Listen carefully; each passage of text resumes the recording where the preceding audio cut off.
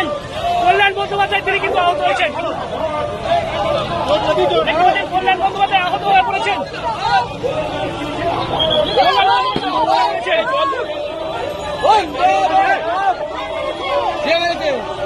কে মারলো?